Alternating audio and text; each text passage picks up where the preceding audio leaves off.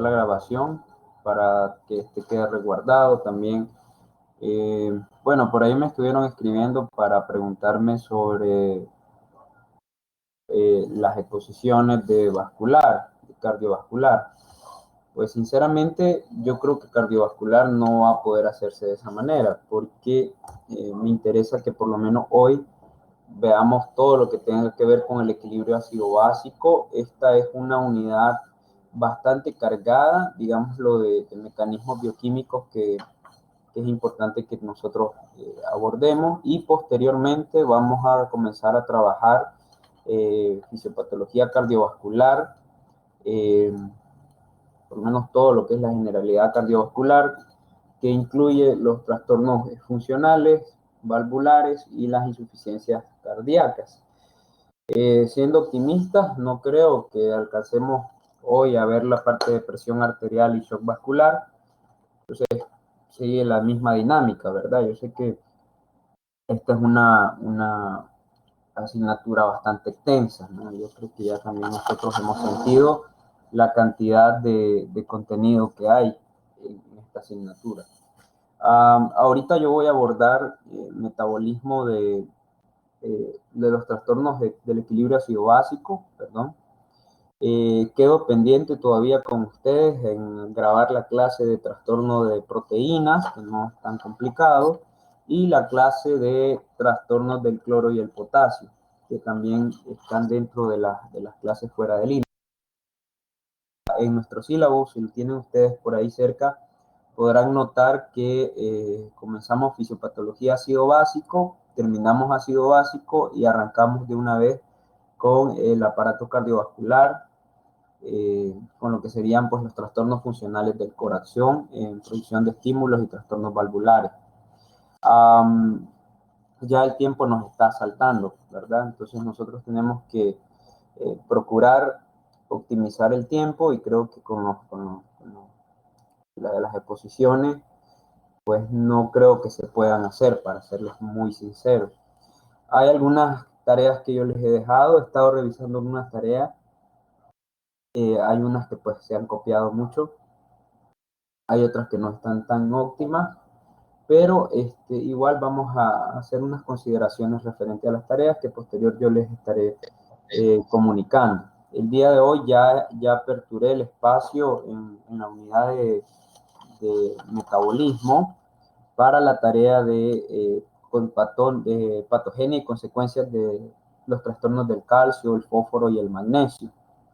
Y también el mecanismo fisiopatológico de la hipocalcemia, que es la fiebre de leche, que también es un mecanismo demasiado importante, ¿verdad? Que ese lo hemos confiado en una tarea, pues por la parte sobre el factor tiempo. Entonces, con lo que es metabolismo, nada más tenemos pendiente la clase de proteínas, la clase de cloro y potasio, y tendremos pendiente lo que vamos a ver hoy, que son los mecanismos de desequilibrio ácido básico, que algunas cosas las hemos visto ya en las unidades de respiratorio, pero levemente, y hoy pues lo que necesitamos es abordarlo todo por completo para poder completar, digámoslo, concretar también, más que completar, este tema. Okay, yo creo que ya estoy grabando, vamos a ver. Sí. Bien, muchas personas han hecho como una deserción de la materia, y pues estamos poquitos, ¿no? Hemos quedado quizá 3, 4, como 8 sobrevivientes, ¿no? Los demás no sé qué pasó con ellos, pero bueno. Ok, ¿qué es el equilibrio ácido básico? Ustedes muy probablemente cuando comenzaron a ver fisiología, ustedes vieron la parte del medio interno. Yo siempre he dicho, aunque algunos médicos no lo sostienen, que la bioquímica es en definitiva la base de la medicina. Y efectivamente la fisiopatología basa sus mecanismos y sus regulaciones en un principio bioquímico. Entonces nosotros tenemos que tener como bien presente todos aquellos mecanismos que sirven a niveles fisiológicos y bioquímicos como sistemas de amortiguación o sistemas de compensación, que sería el término que se utiliza acá, para poder establecer que el medio interno se mantenga en equilibrio, que nosotros le llamamos homeostasis. El equilibrio del medio interno, pues no depende nada más del equilibrio ácido básico, también depende del equilibrio de todos los sistemas hidroelectrolíticos, ¿verdad? Como los que vimos en la última sesión, que eran referentes a la parte del equilibrio de las aguas, ¿no? Y la osmolalidad, perdón, que se marcan en el inicio de las deshidrataciones y los estados inversos de hiperhidratación que tenía un paciente. Pues el equilibrio ácido básico tiene que ver, ustedes muy probablemente han estudiado previamente a esta materia la cuestión de los potenciales de hidrógeno, que nosotros lo tenemos como un parámetro que se llama pH, ¿no? El pH, que es el potencial de hidrógeno, podríamos decirlo que es la concentración de hidrogeniones, ¿verdad? Que son moléculas totalmente ácidas, que logarítmicamente se expresan en pH, ¿verdad? Entonces, ese pH tiene que mantenerse, ya sabemos, ni muy ácido ni muy básico, ¿no? En sentido inverso, el pH, cuando los hidrogeniones se elevan o se concentran, los iones ácidos, pues obviamente nosotros tenemos un estado de acidosis. Y cuando hay depleción de hidrogeniones, es decir, cuando hay pérdidas de hidrogeniones, pues entramos en un pH alto, que sería, por supuesto, un potencial demasiado básico. Hay dos elementos o dos moléculas principales, ¿no? Que juegan un papel fundamental en la cuestión esta del equilibrio ácido-básico, y son tanto la concentración de hidrógeno como también la concentración de tanto la concentración la de hidrógenos, perdón, como la concentración de bicarbonatos estándar. Entonces, uno representa la acidez, los hidrogeniones, y otro representa, digámoslo, la alcalinidad, que son los bicarbonatos.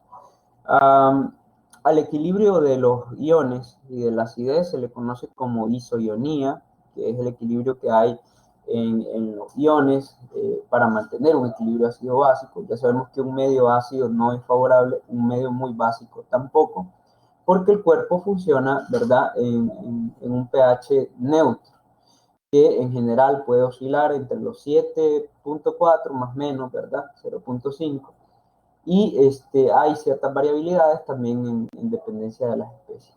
Si ya tenemos algo por encima de eso, ¿verdad? Lo consideramos básico. Si lo tenemos por debajo, lo consideramos ácido. Entonces, el intercambio de ácido y base y liberación de protones que hay en el cuerpo es continuo y está regulado, obviamente, a las necesidades que existen en el cuerpo del paciente, ¿no? Existen muchísimas formas, ¿verdad?, de medir la concentración ácida.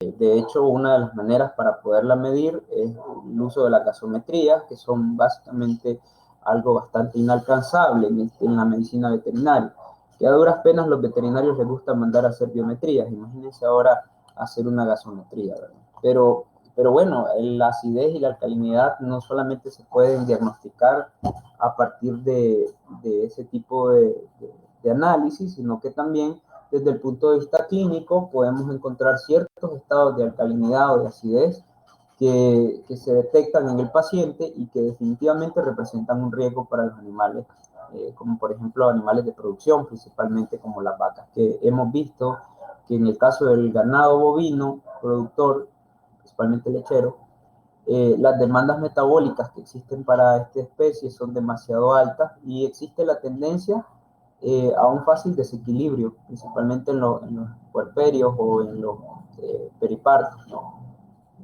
Y obviamente las deficiencias y las particularidades digestivas y metabólicas de estas especies hacen que sus desequilibrios sean más frecuentes. Por eso es que vemos algunos estados como el mal de la vaca gruesa, la esteatosis hepática directa, el puerperio posparto, la hipocalcemia posparto, la fiebre de leche, el puerperio, perdón, la acidez por gravidez, todos esos estados que normalmente se le atribuyen más a la vaca por sus características, pero que no obstante también pueden estar presentes en la otra especie. Desequilibrios ácido-básico cumple con el mismo parámetro que han cumplido todos los desequilibrios en el metabolismo. Primero, deficiencias en el ingreso, ¿verdad? Deficiencias en el metabolismo medio, es decir, el metabolismo interno, o bien deficiencias en la eliminación. Cualquiera de esos tres parámetros que aplica para todos los trastornos del metabolismo son los que ocasionan un desequilibrio también en la isoionía, que son los equilibrios ácido-básico. Sabemos que por ley, si aumenta los hidrogeniones o por liberación de protones o por lo que sea, ya sea por un balance nutricional o bien por un trastorno inclusive respiratorio, el cuerpo siempre va a buscar un mecanismo compensatorio para poder evitar que la acidez se expanda. La acidez permítanme un segundo.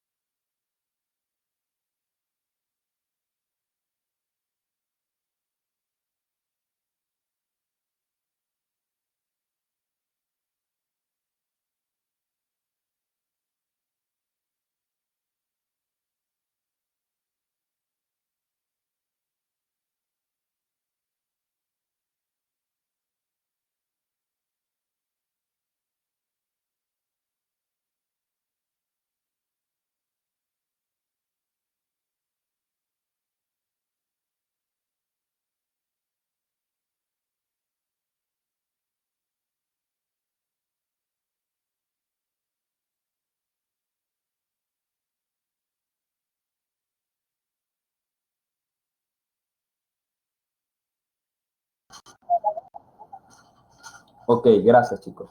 Entonces les decía que el balance de la isoionía depende de los mecanismos compensatorios, es decir, el cuerpo no se queda silenciado cuando hay una concentración, por ejemplo, de bicarbonato o de ácido, siempre el cuerpo busca la manera de poder eliminarlo. Y es ahí justamente donde nacen lo que estamos viendo ahorita en pantalla, que son los mecanismos de regulación.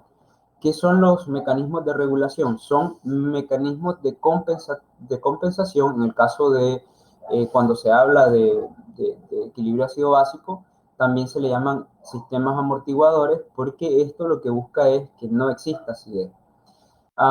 En un sentido sencillo, como el medio está dividido en dos compartimentos líquidos, que recuerden que todos los procesos bioquímicos metabólicos se llevan a cabo en el interior de un medio líquido, las células pueden vertir o liberar o secretar o reaccionar de la isoionía para compensar los estados de acidez o de basicidad.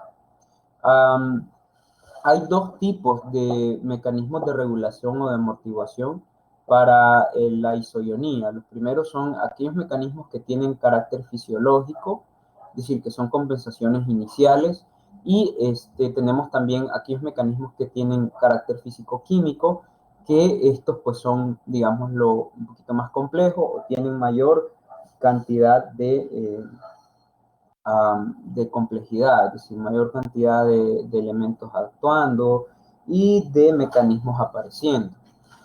El pH en sí está basado en muchas cosas. Hay muchos elementos que intervienen en el pH de un paciente. Ahí podemos enviar o mencionar, por ejemplo, las presiones parciales de oxígeno, las presiones de bicarbonato estándar, el exceso de bases que ocasiona basicidad, las bases buffer, las bases bufferadas, la presión parcial de oxígeno, que la vimos nosotros en el caso del aparato pulmonar, el bicarbonato actual, que es el otro elemento, dígale qué pasa, la concentración total de dióxido de carbono y la saturación de oxígeno. Permítanme de nuevo, chicos.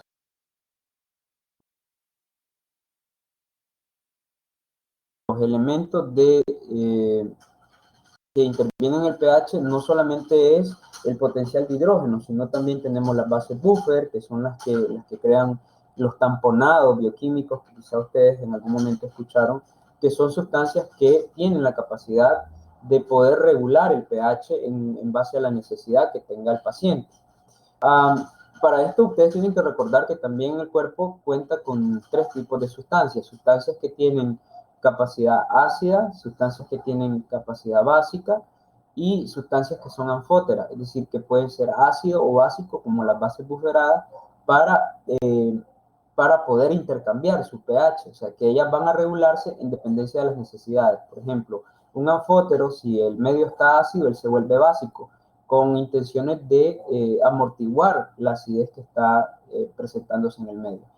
Entonces, ahí vemos que los sistemas fisiológicos le corresponden a dos aparatos muy importantes en el cuerpo, que de hecho, más adelante en medicina interna, en clínica, ustedes van a ver que estos son los primeros en ocasionar fallos, por eso, porque son órganos o aparatos que compensan el metabolismo, que no solamente cumplen con su función, sino también cumplen con funciones de amortiguamiento. Los riñones y el pulmón, como un aparato respiratorio total, obviamente. ¿Qué es lo que hacen los riñones? Pues en sana teoría, es decir, en teoría fácil, el riñón va a regular el balance de los desechos metabólicos, es decir, él va a expresar bicarbonatos o va a expresar sustancias ácidas según la necesidad que exista de acidez o basicidad del cuerpo. O sea que si el cuerpo en teoría está muy ácido, pues él debería de liberar mayores iones ácidos, pero existen ciertas limitantes, como por ejemplo, en ciertos estados vamos a ver que ocurre lo contrario, ¿verdad? Como creo que nosotros habíamos visto la parte de cetosis, que de forma paradójica, pues la cetosis no tenía en algunas ocasiones acidez en su orina, y bueno, así vamos a ver también el estado básico hipoclorémico, que tiene aciduria paradójica, por ejemplo. Es decir, que el cuerpo está muy básico, pero que la orina no está básica, sino que es lo contrario, está ácida. Entonces, sirve como compensación. Ahí se menciona, por ejemplo, la pérdida de hidrogeniones y bicarbonatos que ellos pueden expresar, los riñones, en su filtrado glomerular. Recuerden que la orina pues, es un ultrafiltrado del plasma, ¿no? Y todo lo que salga ahí pues, va a expresar las necesidades internas del cuerpo. En los pulmones también, como les mencionaba, la presión parcial de dióxido de carbono y la presión parcial de oxígeno también juegan un papel fundamental en las saturaciones ácido-básicas que tiene el cuerpo del paciente. Por eso es que nosotros en aparato respiratorio miramos la parte de alcalosis y acidosis respiratoria, que está basada en procesos tanto de hipoventilación como de hiperventilación. Cuando había hiperventilación, por ejemplo, el paciente perdía demasiada presión de dióxido de carbono y al perder presión de dióxido de carbono, pues se presentaba una alcalosis metabólica. Porque el dióxido de carbono anhidro carbónico es totalmente ácido. Entonces, cuando se pierde mucho dióxido de carbono, pues simple y sencillamente queda un cuerpo, se altera la basicidad, hay más pH básico y se presenta un trastorno. Otro de los mecanismos físico-químicos que se menciona, ahí mencionamos dos, están los extracelulares, es decir, las sustancias que pueden regular desde el exterior, es decir, en el plasma. Bueno, ahí se menciona el ácido carbónico, de nuevo, y el bicarbonato, que ese pues en forma de bicarbonato estándar, no procesable, ¿verdad? Y tenemos los fosfatos, que también son monosódicos o disódicos, que también pueden regular la acidez del paciente. Y aquellas proteínas que tienen características anfóteras, ¿no? Que pueden regularse según las necesidades corporales. Entonces, estas sustancias, estos sistemas amortiguadores pueden estar presentes dentro de la célula, como se menciona, la capacidad de los eritrocitos para regular el pH. Ahí vemos también la acción que tienen las proteínas como la oxihemoglobina y la hemoglobina, o compuestos orgánicos de fósforo que tienen los eritrocitos, que pueden apoyar, digámoslo, de manera casi directa la regulación del pH en el plasma. Y las que son extracelulares, que no dependen de una célula, que son aquellas sustancias que pueden viajar en el plasma y que también tienen regulación de pH o que determinan el potencial de hidrógeno que tiene el cuerpo. Una de las más importantes, diría yo, de los mecanismos físico-químicos que existen son los mecanismos de difusión iónica. Esto es muy importante porque puede haber un intercambio entre hidrogeniones, entre el líquido intracelular y el líquido extracelular. De manera que, por ejemplo, si el líquido extracelular se torna ácido en relación al líquido intracelular, puede haber difusión iónica de hidrogeniones para nivelar. Es decir, como acuérdense que el medio interno, es decir, el líquido intracelular protoplasmático y el líquido extracelular están casi en el mismo estándar de estado, es decir, ellos están siempre en el estado ISO, es decir, tienen la misma cantidad tanto de solutos como de agua, como también de iones. Entonces, ¿qué sucede? Si, por ejemplo, el líquido extracelular se vuelve muy ácido, significa que su potencial de hidrógeno se reduce, ¿verdad? Porque hay muchísima cantidad de hidrogeniones. Hay difusión iónica, o sea que del líquido extracelular ácido y comienzan a ingresar hidrogeniones al interior de la célula con el propósito de regular la acidez, ¿no? Es decir, que por lo menos ambos compartimentos mantengan la misma acidez para que no haya un trastorno de alteración metabólica. Esto, por supuesto, no son mecanismos que sean altamente efectivos, digámoslo así, porque los mecanismos efectivos no terminarían, es decir, se acabaría y no habrían trastornos ácido-básicos, pero sí por lo menos tienen un grado de compensación que le permiten que el paciente pueda regular su metabolismo en algún momento y nivelarse. Obviamente, si no se supera la etiología del trastorno de la alteración ácido-básica, pues se va a instaurar un mecanismo complejo de acidosis o de alcalosis, según el tipo, ¿verdad? Metabólica, digestiva o respiratoria.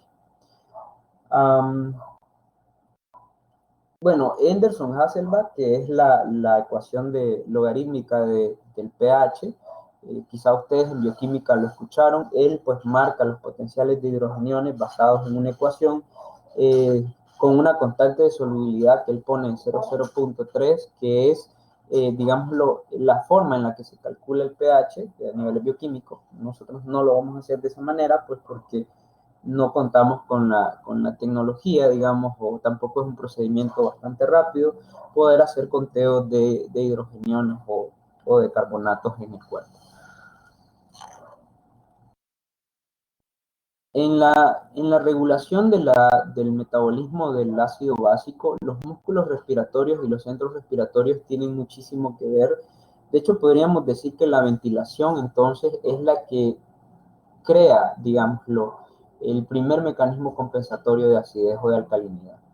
La ventilación, que quizá ustedes la recuerden de la parte respiratoria, que era la primera etapa del proceso respiratorio, que después de la ventilación teníamos 3 más. ¿Cuáles eran los 3 más? A ver quién se acuerda.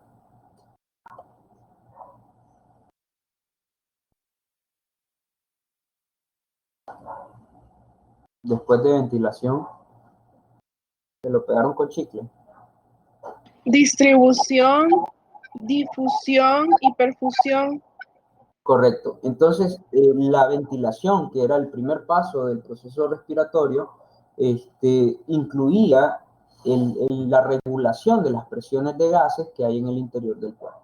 Entonces, si hay ventilación aumentada, la presión de dióxido de carbono tiende a disminuir, si se acuerdan de eso, ¿verdad?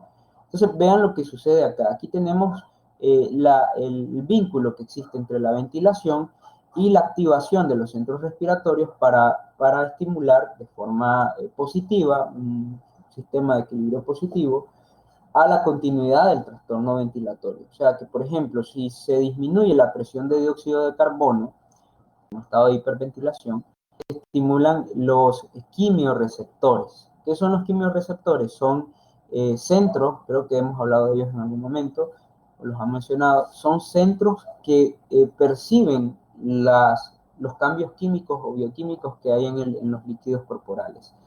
Los principales están en los cuerpos aórticos y carotideos, igual que los varoreceptores que perciben las presiones, que van a ser importantes en la siguiente clase cuando veamos presión arterial. Y estos quimiorreceptores lo que perciben es la acidez o la alcalinidad del plasma y alertan al sistema, ¿verdad?, de que algo está pasando. Entonces, si ustedes se fijan, el aumento en los hidrogeniones, ¿verdad? O sea, la disminución de la acidez, la disminución del pH, perdón, que acidez, ahí es contrario, no se vayan a confundir, porque un pH alto no es ácido, un pH alto es básico, un pH bajo es ácido, ¿ok? pH bajo es elevado hidrogeniones, pH alto es disminuido hidrogeniones. Hay como una cuestión contraria ahí que no podemos confundir. Entonces, el aumento de los hidrogeniones por liberación de protones que puede haber en el cuerpo estimula tanto los quimiorreceptores periféricos, fíjate bien, o sea, quimiorreceptores periféricos, aórticos y carotideos, y el quimiorreceptor central, que se encuentran ubicados en la médula oblongada. ¿En dónde es la posición anatómica de la médula oblongada?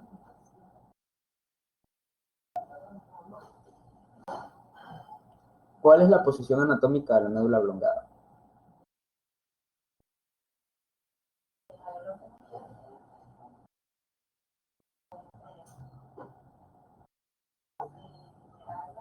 Hola.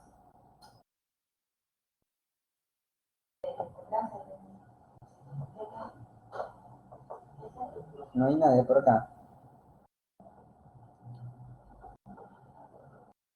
En la parte baja del tronco encefálico. Sí, puede ser. La médula oblongada se encuentra en la primera porción, ¿verdad? Continua, es como una continuidad del tronco cefálico, como lo dice mi estimada Lili. Y específicamente en esa porción de la médula, que es un poquito más gruesa que toda la médula espinal, la médula oblongada se encuentra cargada de quimiorreceptores, pero ya de carácter central, no de carácter periférico, a pesar de que está en la médula, ¿verdad? Que ustedes saben que el nivel medular en el sistema nervioso central usualmente funciona como un centro periférico para las reacciones del arco reflejo. Pero en esa porción de la médula oblongada se encuentran la gran cantidad de quimiorreceptores centrales que perciben los cambios también de acidez, la elevación de hidrogeniones, por ejemplo. Y esto estimula los centros respiratorios que obligan a los músculos respiratorios a actuar en dependencia de lo que se está presentando. Por ejemplo, si hay una elevación de dióxido de carbono, de presión de dióxido de carbono, lo que se da es una hiperventilación, porque lo que se busca es eliminar la cantidad de dióxido de carbono para disminuir la presión de dióxido. Entonces, y sucede también lo opuesto en el caso contrario, es decir, una disminución en el pH, en el potencial de hidrógeno, también va a estimular a un estado hipoventilatorio para retener dióxido de carbono y elevar la acidez. Entonces, siempre el sistema respiratorio está ligado a un quimiorreceptor, ya sea central o periférico, que se va a activar en dependencia de las necesidades que hay, de acidez o basicidad. Y por su parte, el riñón también tiene su función, que quizás es un poquito más compleja, pues porque aquí hay muchísima difusión iónica.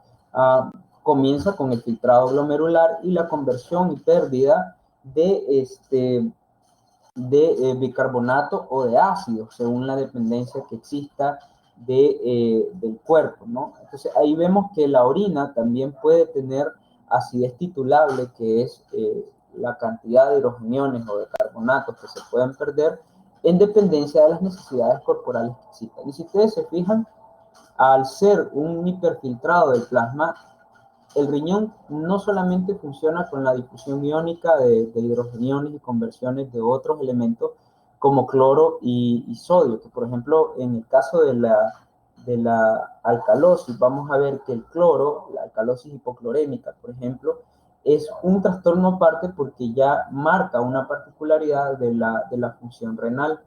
Pero a grosso modo, el riñón puede traer tanto difusión iónica como pérdida de carbonatos e hidrogeniones por liberación de protones, es decir, desdoblamiento de partículas ácidas para liberar mayor cantidad de hidrogeniones que pueden marcar la acidez titulable en la orina. Por eso es que los exámenes químicos de orina poseen también titulación ácida, es decir, ahí aparece el pH y uno podría darse una idea de cómo se encuentra el equilibrio ácido-básico con simplemente hacer una prueba química o reactiva de orina. Entonces, los trastornos, eso que tenemos en el centro es la ecuación de Anderson-Hasselbalch, y los trastornos de tipo ácido básico tienen dos salidas posibles. Hay trastornos netamente metabólicos que están dentro de la generalidad metabólica y hay trastornos netamente respiratorios que también son un problema. Que nosotros previamente a esta unidad hemos estudiado algo de trastornos respiratorios. Pero, ¿en qué consiste en cada uno? Primero, la alcalosis metabólica es el aumento del bicarbonato estándar en todo el paciente, es decir, en todos los sistemas, en todos los líquidos corporales. Se le conoce como alcalosis y el pH en la alcalosis va a estar alto, ¿ok? Aquí lo que tenemos es entonces aumento del bicarbonato estándar, que ahí lo tenemos dibujado, y el opuesto en la acidosis. En la acidosis lo que hay es una disminución del bicarbonato estándar y un aumento de los hidrogeniones o de las partículas ácidas que hacen que el cuerpo entre en estado de acidez. En el caso de los trastornos de tipo respiratorio, están basados en la presión del dióxido de carbono o en las presiones de gases. Hay acidosis respiratoria cuando hay un aumento en la presión de dióxido de carbono y hay una alcalosis cuando hay una disminución del dióxido de carbono. O sea que cuando hablamos de alcalosis o acidosis respiratoria, no nos referimos a el estado del bicarbonato estándar o los hidrogeniones de la liberación protónica que puede haber en el metabolismo, sino que nos referimos específicamente a presión de gases. Por eso es que se hace la diferencia.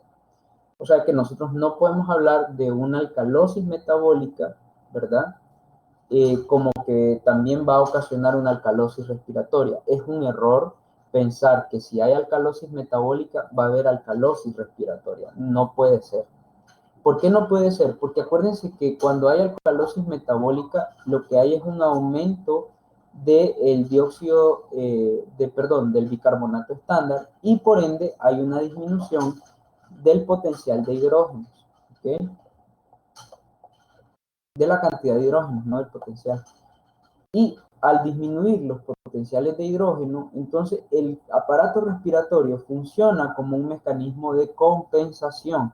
¿Qué significa? Que la cantidad de bicarbonato es tan alta y los hidrogeniones tan baja que el sistema respiratorio percibe que lo que hay que hacer es retener mayor cantidad de iones ácidos y lo que se va a dar es un estado de hipoventilación. ¿Por qué? Hipoventilo para evitar sacar dióxido de carbono y mantener un estado de presión de dióxido más alto. Acuérdense que el dióxido de carbono en derivación protónica, él se desdobla y se convierte en hidrogeniones libres, que son protones libres, ácido y agua. Entonces es necesario que el cuerpo retenga dióxido de carbono para poder mantener un estado de compensación. Por ende, cuando hay alcalosis metabólica, no hay alcalosis respiratoria, ¿ok? Es más probable que una alcalosis metabólica termine siendo una acidosis respiratoria si la compensación es prolongada. Y de igual forma, de forma inversa también, una alcalosis una acidosis metabólica lo que podría ocasionar en compensación prolongada es una alcalosis respiratoria, porque cuando hay acidosis metabólica hay demasiado dióxido de carbono, hay demasiados iones ácidos. Entonces el aparato respiratorio percibe que lo más correcto es eliminar sustancias ácidas, que la única que él puede eliminar es la presión de dióxido. Entonces los centros regulatorios lo que hacen es ocasionar un estado de hiperventilación que termina por eliminar presión de dióxido de carbono y favorecer la aparición de una alcalosis. Entonces, si hay acidosis metabólica, se puede acabar en alcalosis respiratoria. Si hay alcalosis metabólica, se puede acabar en acidosis respiratoria. Y no de forma pareada. Es decir, error garrafal pensar que ambas pueden presentarse al mismo tiempo. Bien, aquí por ejemplo vemos lo que sería la fisiopatología de la acidosis respiratoria. Como ustedes les había comentado yo, la acidosis respiratoria se presenta cuando hay un estado de hipercapnia, o sea que la presión de dióxido de carbono se eleva, haciendo que la ecuación de Henderson pues haga que exista un pH muy bajo. El potencial de hidrógeno se reduce, ¿verdad? Y esto produce obviamente todas las consecuencias de acidez que nosotros ya previamente hemos conocido. La hipercapnia se da porque hay un aumento en la presión de dióxido de carbono en el líquido extracelular. Sabemos que el principal líquido extracelular pues, es el plasma. Aquí vemos cómo el aumento del dióxido de carbono puede reaccionar con el agua a niveles tubulares para permitir la liberación de hidrogeniones. O sea que en la acidosis respiratoria es muy común, óigase bien, que el riñón libere cantidades de hidrogeniones. O sea que la orina de un paciente que está con hipercapnia o con acidosis respiratoria usualmente va a ser ácida. Porque si ustedes se fijan acá, hay desdoblamiento. Vean qué interesante cómo se desdobla el dióxido de carbono, se desdobla en agua y en presión ácida y en liberación protónica. No sé si ustedes se fijan acá cómo el dióxido de carbono se convierte entonces en elementos, se desdobla para convertirse en carbonatos. Entonces ahí vemos cómo de un dióxido de carbono elevado, el riñón se encarga de convertir en bicarbonato estándar, que él devuelve este bicarbonato a niveles plasmáticos. ¿Ok? Miren qué inteligente que es el riñón. Utiliza las moléculas de dióxido de carbono para desdoblarlas, convertirlas en agua y protones, liberar el protón, que es lo que está ocasionando la acidez, y quedarse nada más con el elemento carbonatado, que es el dióxido, el bicarbonato estándar, y lo reabsorbe, ¿ok? Por un proceso de reabsorción plasmática que ocasiona que hayan bicarbonatos elevados en la sangre. Esto es un mecanismo compensatorio. Por eso les decía que el riñón siempre va a compensar un problema de acidez o de alcalinidad. Difusión iónica en la acidosis respiratoria, sí. Por ejemplo, el LEC, ¿verdad? Aquí tenemos que hay amortiguación intracelular. El líquido intracelular capta mayor cantidad de hidrogeniones, ¿ok? ¿Con qué propósito? Con el propósito de disminuir la acidez del líquido extracelular y compensar el proceso ácido que se está desarrollando. Aquí se ve, por ejemplo, la acción del eritrocito que también puede desdoblar. Miren qué interesante, el eritrocito puede desdoblar, esta es compensación intracelular, desdoblar el dióxido de carbono en agua y protones, liberar el protón, y ese protón que libera el eritrocito pues se va al interior de la célula para no acumularse en el plasma, y él lo que hace es liberar carbonatos, bicarbonato estándar. ¿Ya? Ese bicarbonato estándar queda en el plasma, que es el que ocasiona un tamponamiento. ¿Eso es un tamponamiento o es un amortiguante? ¿Okay? Estoy liberando mayor cantidad de carbonato para compensar la acidosis que se está dando, que puede llegar a ser inclusive un problema grande en el estado de compensación.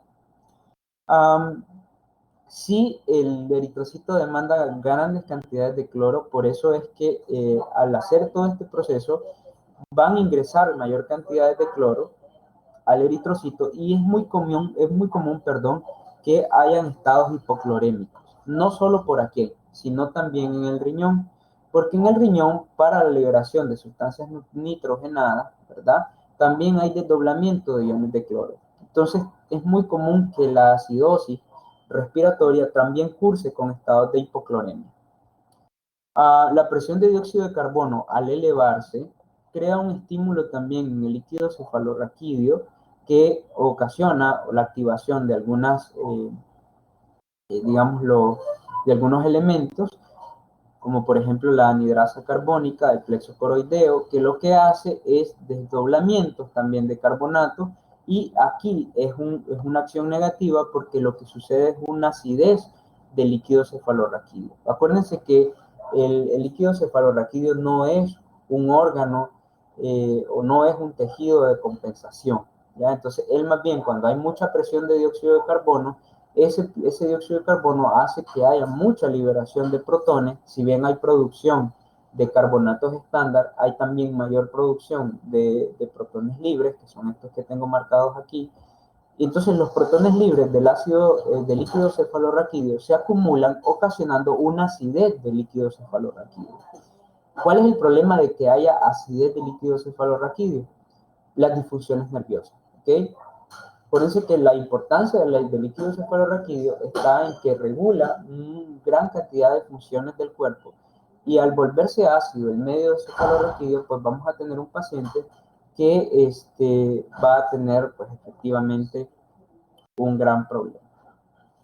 Ahí se mencionan algunos como debilidad, fatiga y confusión, que son, digamos, los estados leves, hasta un estado comatoso, ¿verdad? Que son los estados ya agravados, digamos.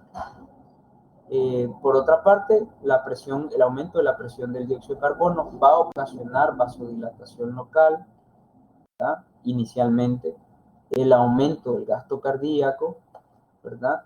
La disminución de la contractibilidad cardíaca por hipercapnia.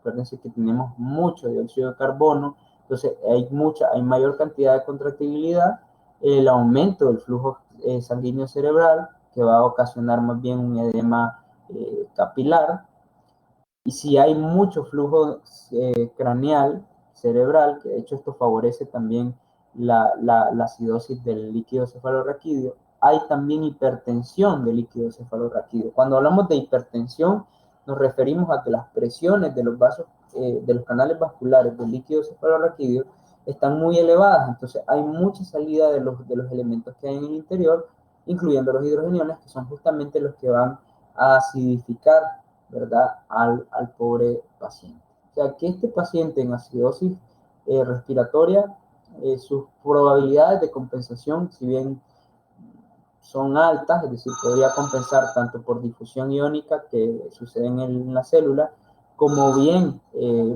la difusión iónica que sucede de forma intracelular con el eritrocito, y la compensación renal con la conversión de dióxido de carbono a protones libres que salen en la orina. Esto ayuda a compensar el proceso respiratorio. Pero si el estado que está ocasionando la hipoventilación alveolar, es decir, la disminución en la ventilación, que obviamente captura o secuestra el dióxido de carbono en la sangre, si no se trata la etiología, no va a haber compensación total de este trastorno o de esta alteración.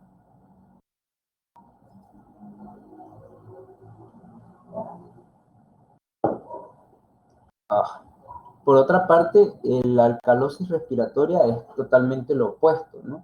Aquí lo que tenemos es un estado de hiperventilación, perdón, que nos alcaliniza.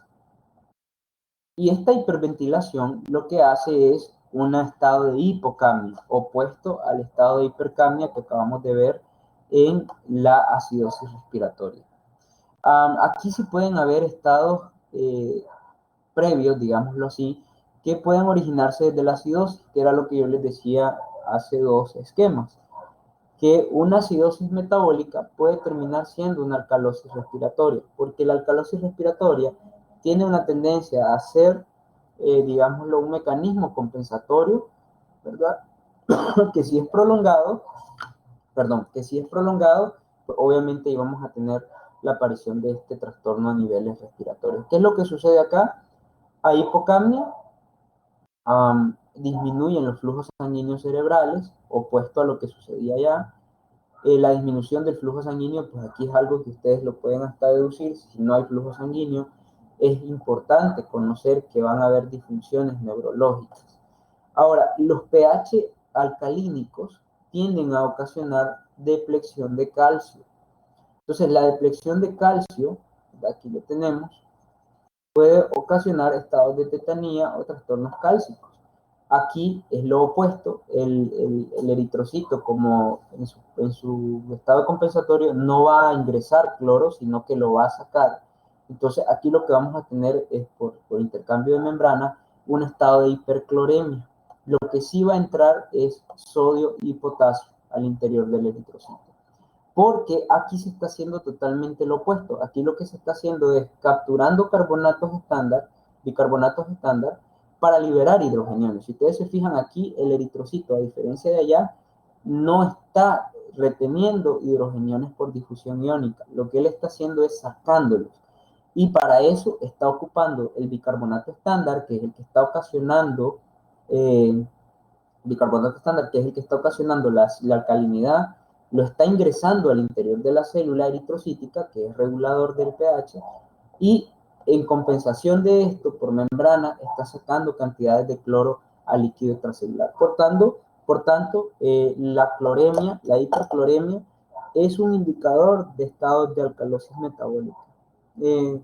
En estados intrahospitalarios o en protocolos intrahospitalarios para el diagnóstico de alcalosis metabólica y de respiratoria, se utilizan cuantificaciones de cloro, por eso, para ver si es estados hipoclorémicos que puedan indicar o confirmar que en definitiva se está instaurando un proceso de esta índole.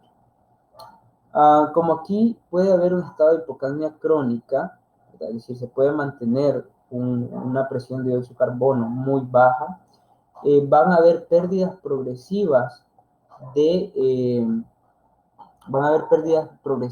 carbonatos estándar. Entonces aquí va a haber una disminución del bicarbonato estándar, que esto es paradójico, ¿sí? Porque podríamos decir que aquí ya está el cese, digámoslo así, de los mecanismos amortiguantes, que esto es lo que se busca, disminuir los carbonatos para que los iones ácidos prevalezcan por encima de ellos y renueven, digámoslo así, el estado de acidez, por lo menos que llegue a un nivel de pH un poquito más regulado.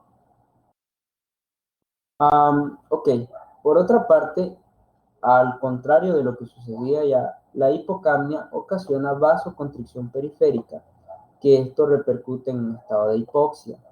Aquí, honestamente, esto yo siempre lo he visto como un mecanismo compensatorio. Miren lo que hace el cuerpo. En el estado de hipercapnia, el cuerpo tiende a aperturar más sus canales vasculares. Hay vasodilatación. Esto porque, en teoría, se está buscando que se pueda liberar mayor cantidad de dióxido de carbono y se pueda captar mayor cantidad de oxígeno para variar la presión de dióxido. ¿Qué sucede acá? Aquí es totalmente compensatorio. Si hay hipocapnia, hay una vasoconstricción periférica. O sea que los vasos sanguíneos se achican, ¿sí? Se hacen más pequeños. Pero esa vasoconstricción periférica repercute principalmente en dos cosas. La hipoxia, ¿verdad? Y los estados de respiración celular están unidos. Hipoxemia, y respiración celular. ¿Y eso qué tiene de relevante? Bueno, cuando hay vasoconstricción periférica, el flujo sanguíneo o circulatorio y las cantidades, digamos, el volumen arterial efectivo, los volúmenes de sangre necesarios para mantener un tejido no son suficientes. Porque si el canal vascular tiene este calibre y se reduce a este calibre más chiquitito, las cantidades de sangre oxigenada que van a llegar al tejido pues van a ser mucho menores. Entonces, ¿qué sucede con el tejido? Lo que mencionamos en muchos mecanismos anteriores. El tejido pasa a un proceso de glucólisis anaeróbica, es decir, que va a comenzar a generar energía oxidativa sin presencia de oxígeno, y ya sabemos que el autor principal de esto sería el ácido láctico. Aquí es favorecedor Porque el ácido láctico, como su nombre lo dice, es una sustancia que tiene potenciales de hidrógeno muy bajos, es decir, tiene un pH muy bajo. Entonces, es conveniente que en este paciente que está hipóxico exista lactacidemia para poder compensar el estado de alcalosis respiratoria que hay. O sea que la vasoconstricción periférica que existe, nos vemos, la vasoconstricción periférica que existe favorece un estado de hipoxia en donde va a haber hiperlactacidemia. Aquí no lo ponen como un mecanismo, pero si se fijan, colinda o converge, digámoslo, en el mecanismo amortiguador. Esto que está en celeste es la finalidad. Lo que se busca en la alcalosis respiratoria es disminuir el bicarbonato estándar. Entonces, si yo estoy produciendo ácido láctico y estoy teniendo una tendencia por hipoxia tisular de ocasionar hiperlactacidemia, porque el tejido va a comenzar a producir ácido láctico para utilizar una vía alterna del ciclo de Krebs, eso va a acidificar de forma secundaria el cuerpo, ¿no? Y es conveniente porque estoy alcalínico, entonces yo necesito estar ácido. Entonces, a mí me encanta esto porque para mí este es uno de los mecanismos de compensación fisiológica, es decir, la vasoconstricción y la vasodilatación que hay en la acidosis respiratoria compensa este proceso. Con la diferencia que en la alcalosis sí vemos un progreso, porque desde el momento que se produce una sustancia de tipo ácida, como es el ácido láctico, estoy favoreciendo los potenciales de hidrógeno del paciente. Y desafortunadamente en la acidosis respiratoria no se ve eso, porque como hay hipertensión, más bien lo que favorezco es que el líquido cefalorraquídeo continúa convirtiendo bicarbonatos estándar, pero se continúa cargando él también de hidrogeniones, entonces no creo una compensación, más bien acidifico el líquido cefalorraquídeo. ¿Estamos? Entonces, esto es un vaivén, ¿no? Es un movimiento de iones, un movimiento de bicarbonatos, de dióxido de carbono. Por eso es que aquí, que solo hemos visto la parte respiratoria, vemos mucho trabajo metabólico que se presenta, por lo menos principalmente en las difusiones iónicas, que ahí ustedes, por ejemplo, tienen que recordar cómo se da la difusión iónica pasiva-activa, por qué sale cloro, por qué sale potasio. Y eso pues son balances de membranas que se ven en fisiología. Pero acá lo opuesto, casi todo lo opuesto a lo que vimos allá. Allá teníamos un estado hipoclorémico, aquí tenemos un estado hiperclorémico, porque lo que hay es migración de cloro hacia el exterior para la entrada y la salida de hidrogeniones, y allá era introducción de cloro al interior de la célula eritrocítica, que es el compensador intracelular, para la formación y el desdoblamiento de hidrogeniones y de dióxido de carbono y la conversión de bicarbonatos estándar en liberación. La diferencia es que en el otro mecanismo, el eritrocito sí produce iones ácidos y los libera, pero esos iones ácidos por acidez, por el mismo medio, se difunden al interior de la célula. Entonces, la depleción de hidrogeniones es interna, porque yo estoy guardando toda la acidez de los hidrogeniones en la célula para compensar la regulación de los dos niveles o de los dos compartimentos líquidos que tiene el cuerpo. No sé si alguien tiene una pregunta, chicos. No, profe, todo bien. Sí. Bueno, ahí se mencionan otras dos cosas que son bastante rebuscadas y bastante así bien pesaditas, que son las hemorragias subaracnoideas que pueden ocasionar hiperventilación, pero estas ya son, digámoslo, causas de la hiperventilación, ¿no? Nosotros las vimos inclusive en el sistema respiratorio. Lo que tenemos que ver acá es cómo se da la cuestión acá. Miren que aquí, por ejemplo, se menciona que como hay estado de hiperventilación, la hiperventilación es la que alcaliniza, eso también nos favorece. ¿Por qué nos favorece? Porque si hay un movimiento muscular respiratorio muy alto, el trabajo muscular también termina ocasionando demandas metabólicas para la producción de ácido láctico, porque el oxígeno no va a ser suficiente. Esto en aquellos pacientes que sostienen, principalmente los que tienen causa central, ¿verdad? Que mantienen una producción continua o un trabajo continuo de la musculatura respiratoria. estados de hiperventilación reales, no aquellos que son, digamos, los psicológicos o estados que están ligados a factores de estrés o fisiológicos. Cuando realmente, por ejemplo, una subaracnoidea o un trastorno de acidez del líquido cefalorraquídeo estimula los centros de acidez que hay en la médula oblongada y en los centros periféricos. Entonces, ¿qué sucede? Eso ocasiona hiperventilación y eso también nos favorece porque también en algún momento de tanto hiperventilar, el trabajo de la musculatura va a demandar factores metabólicos que no van a compensarse como oxígeno y ese oxígeno también, esas células, perdón, también pueden recurrir a la glucólisis anaeróbica que va a terminar con el favorecer la producción de ácido láctico, que aquí nos conviene. De hecho, aquí la lactacidemia aquí es buena, porque estoy creando acidez en un medio que está totalmente básico. Bien, bueno, llevamos 56 minutos. Nos tomamos unos 5 minutos y volvemos para que no nos carguemos de tanto. Ok, profe.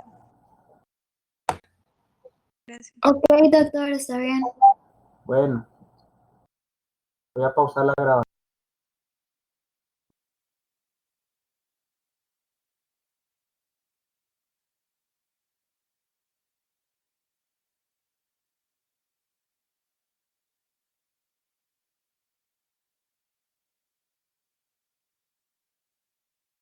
Hola, ¿están por ahí, chicos? ¿Me escuchan? Hola, doctor, sí, sí la escuchamos. Bien, vamos a ver esta parte de acidosis metabólica. Es uno de los mecanismos que está bastante bien cargadito, digamos, pero ya yo les he dicho con antelación que estos mecanismos, cuando uno mira este tipo de cosas, pues como que al inicio da un poquito de cosas, pero no hay por qué entrar en pánico. Quiero mencionar que en el libro que yo les voy a subir, porque ya le subí.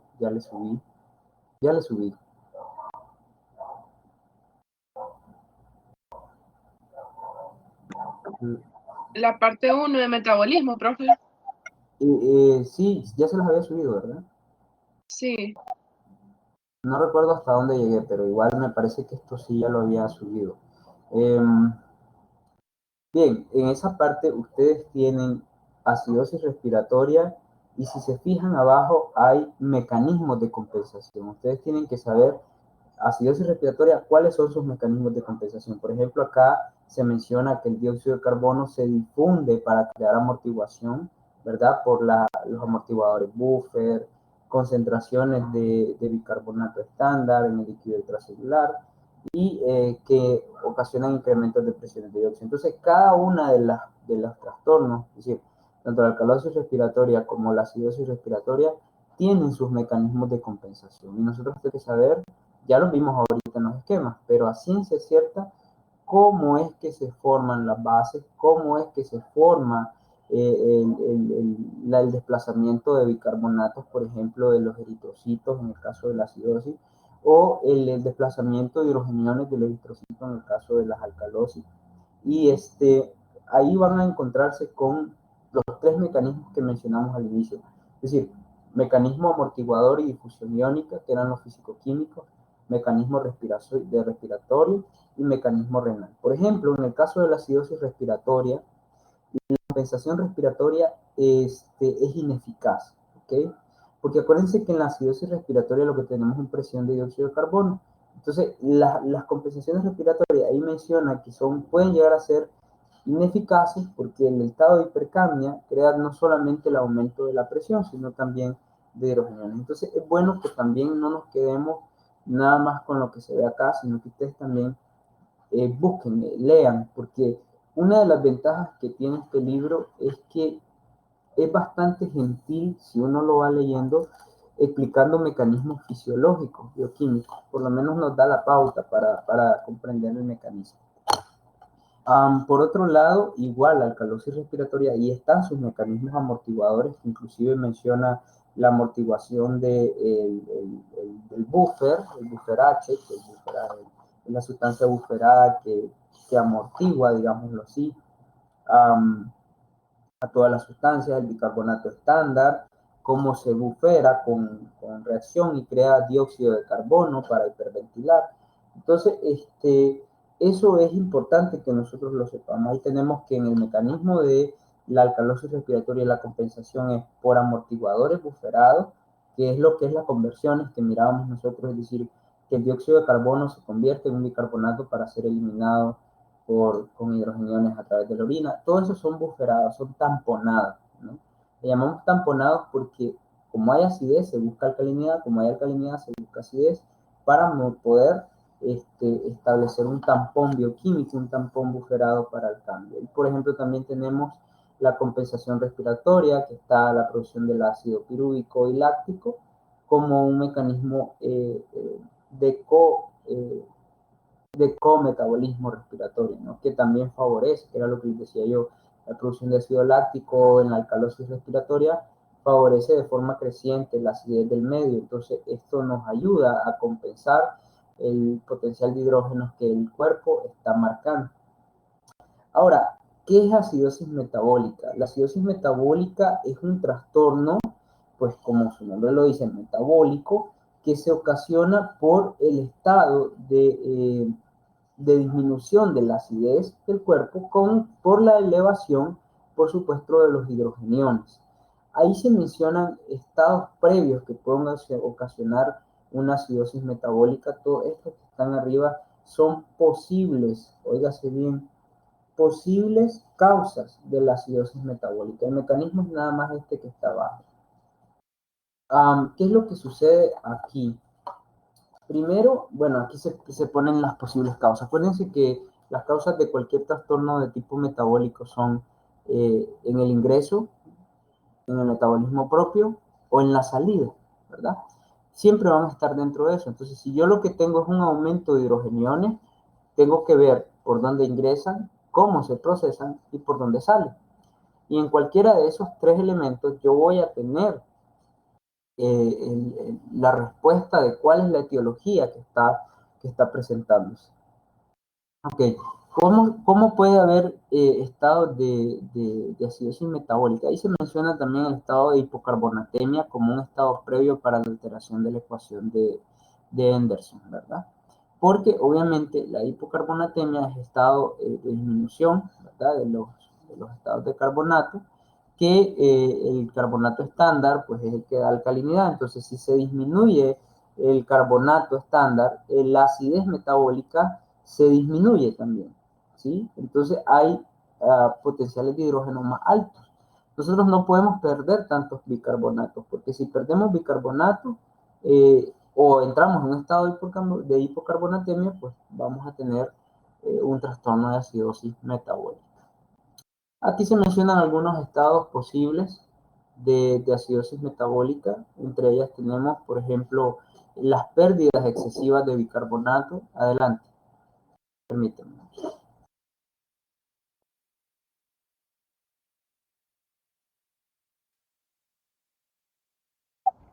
¿Me escuchan, muchachos? ¿Se durmieron? Hola. Sí, profe, yo sí. Bien, entonces, para que continuemos con esto, estábamos en la cuestión de la acidosis metabólica. Este esquema que tienen aquí arriba, la parte que está por encima, son todas las posibles causas de acidosis metabólica que ustedes van a encontrar en el paciente. Ustedes tendrían que buscar, les decía, los déficits en el ingreso, en el metabolismo interior o los déficits en el egreso, tanto de hidrogeniones como de carbonatos. Todo aquello que incline el metabolismo a tener hipocarbonatemia o un aumento de hidrogeniones libres van a ocasionar una acidosis metabólica. Entonces ahí tenemos, por ejemplo, las pérdidas excesivas de bicarbonato que se dan cuando hay diarrea, vómito, contenido intestinal. Solo me interrumpen cuando vuelvan. Bloqueo metabólico del ciclo de Krebs, que ahí está la producción de ácido láctico como una vía alterna. Ahí se menciona también la indigestión con acidosis, que esta nosotros la vimos cuando, por ejemplo, se utilizan carbohidratos muy fermentables en el paciente y la fermentación de carbohidratos termina también por ocasionar una disbiosis, ¿verdad?, de los contenidos digestivos que favorecía un estado de lactacidemia, ¿verdad?, que ahí veíamos las poblaciones de bacterias ácidas y lactácidas que podían crecer y que se desarrollaban y formaban pues ganancia de ácidos. También tenemos otras causas posibles de acidez metabólica que son el aumento en la actividad muscular. Ahí se menciona el ejercicio, los estados de tetanía o convulsión, todo lo que incluya contracción muscular por trabajo excesivo va a ocasionar una lactacidemia. Yo les comentaba que, por ejemplo, cuando se hace mucho ejercicio, después de no haber hecho mucho en un buen tiempo, pues ustedes sienten como que duele, ¿no? Y es justamente la acción que tiene el ácido láctico sobre la musculatura, porque el ácido láctico, por sus características de ser un ácido, es altamente corrosivo también, ¿no? Y puede ocasionar ciertos daños en los tejidos que se traducen a dolores que nosotros decimos, me siento como ligado. Entonces, el estado de hiperlactacidemia también va a favorecer la aparición de una acidosis metabólica. Otra que es importante mencionar, la deficiencia en la excreción de hidrogeniones. Como el sistema renal es básicamente uno de los encargados, si el sistema renal se encuentra dañado, nosotros podemos atribuir a eso también una posible aparición de hidrogeniones en excesiva cantidad, o bien una acumulación de hidrogeniones si no se están eliminando bastante bien. Entonces la proporción entre carbonatos e hidrogeniones se altera junto con lo que sería pues la ecuación de Henderson, se altera y tenemos un estado de alcalosis metabólica. Acuérdense que tiene que haber, como en el estado de balance hidroeléctrico, tiene que haber igual cantidad de agua solutos, aquí tiene que haber igual cantidad de iones ácidos y de bases, porque si no, pues se crea una descompensación, ya sea relativa o absoluta, según la forma en la que aparezca. Por ejemplo, si a lo mejor no se están perdiendo carbonatos, pero sí se están ganando mucho ácido, entonces la proporción hace como que haya hipocarbonatemia, porque van a haber más ácidos que carbonatos. Entonces eso es relativo, porque realmente nunca se perdieron carbonatos, sino que simplemente la conversión o la proporción entre uno y otro son diferidas.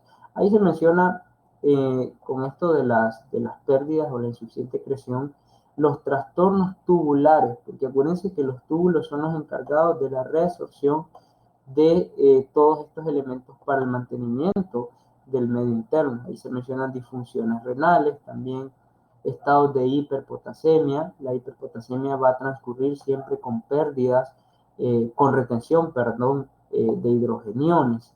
Por eso es que el potasio, si ustedes se fijan en la estructura de amortiguación intracelular, juega un papel fundamental. Si hay una acidosis metabólica, va a haber una depleción de potasio, porque va a haber salida de potasio, salida de sodio para entrada de hidrogeniones.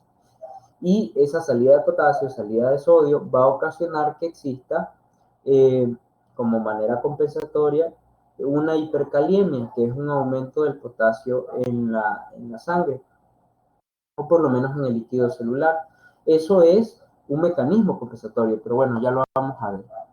También tenemos otros estados que pueden, si se vuelven muy crónicos, pueden causar acidosis metabólica, como por ejemplo las infecciones graves, la deshidratación, ahí se menciona la diabetes, la cetosis, porque los cuerpos cetónicos son ácidos, son sustancias totalmente ácidas, la retención de fosfatos o sulfatos, ¿verdad?, que también pueden transcurrir con un estado de hipocarbonatemia.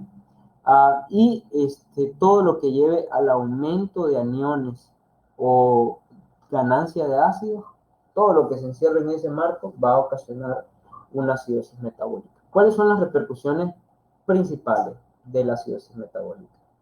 Primero, cuando el pH comienza a disminuirse, lo primero que hay es una estimulación respiratoria. Acuérdense que los pHs tienden a crear regulación.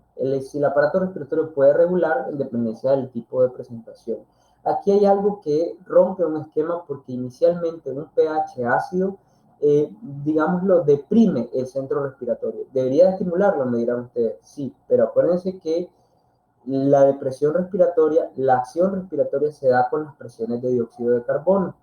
Y en el estado de acidosis metabólica no es dióxido de carbono lo que está afectando.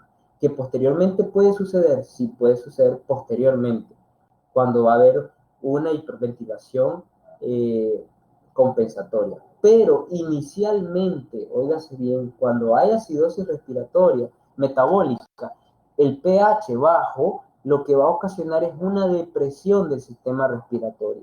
¿Y eso qué va a suceder? Que en lugar de hiperventilar, que es lo que se requiere a manera compensatoria, ¿verdad?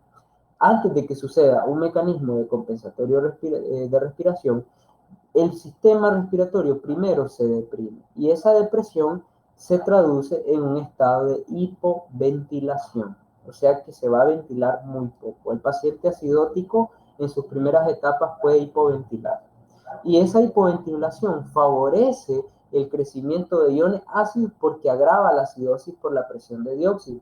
Acuérdense que cuando estamos en un estado de hipoventilación, el dióxido de carbono se captura en los canales vasculares y la presión de dióxido de carbono, que es ácido, se aumenta. Entonces, esto sucede al inicio de la acidosis metabólica. Luego, obviamente, como aquí lo dice aparte, vamos a ver el estado compensatorio por la percepción de los quimiorreceptores aórticos y carótidos que reestimulan al centro respiratorio para que hiperventile. Esta hipernea o esta hiperventilación, hipernea es el aumento de la respiración, de la función ventilatoria, va a ocasionar un mecanismo de compensación, ¿ok? Que sí ya nosotros lo conocemos. Ahí les marco esos dos porque uno tiene que suceder antes que el otro, ¿ok? Este primero sucede al inicio y posteriormente, cuando la presión de dióxido de carbono es alta, ya los quimiorreceptores reactivan el centro respiratorio e hiperventilan. Cuando hay acidosis metabólica, los hidrogeniones se aumentan. Aquí sucede lo mismo que sucede en la acidosis respiratoria. El líquido cefalorraquídeo se acidifica por acumulación de iones ácidos, de hidrogeniones, y esto pues también favorece la respuesta de compensación del sistema respiratorio.